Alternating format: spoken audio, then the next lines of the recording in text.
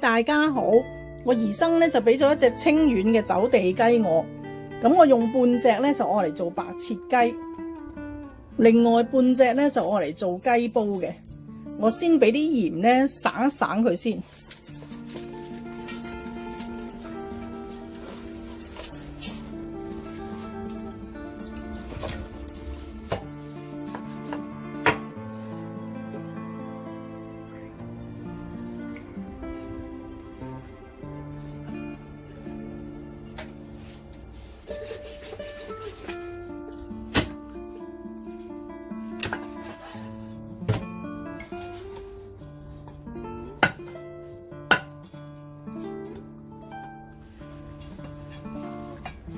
呢啲雞肺咧就要清除乾淨。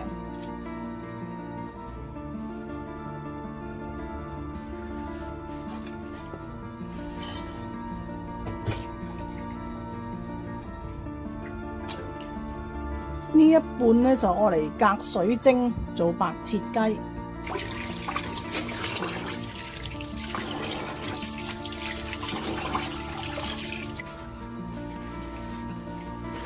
咁呢半邊雞呢就吸乾水，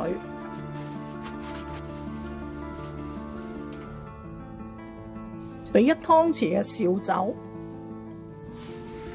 些少嘅鹽，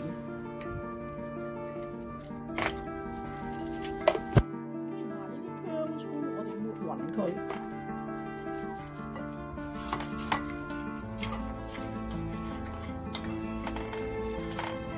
咁醃佢大約半個鐘，水滾落鑊。呢度半隻雞呢，你可以大火蒸佢20分鐘都熟噶啦。如果你驚佢熟唔透呢，你可以蒸完之後焗佢5分鐘先開蓋，或者大火蒸佢25分鐘都得。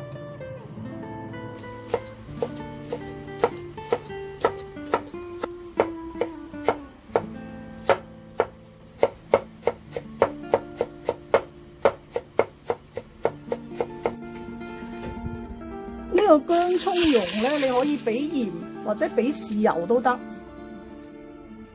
我咧係會俾啲生抽嘅。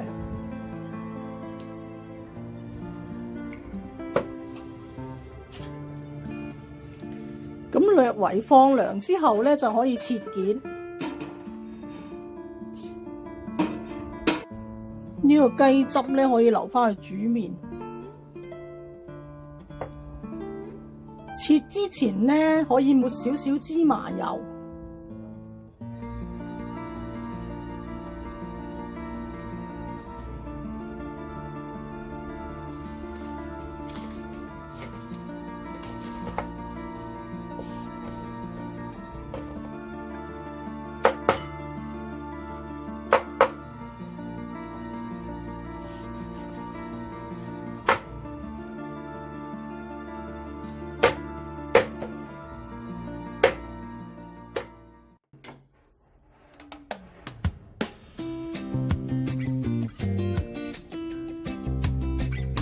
我真係好耐冇食過走地雞啦！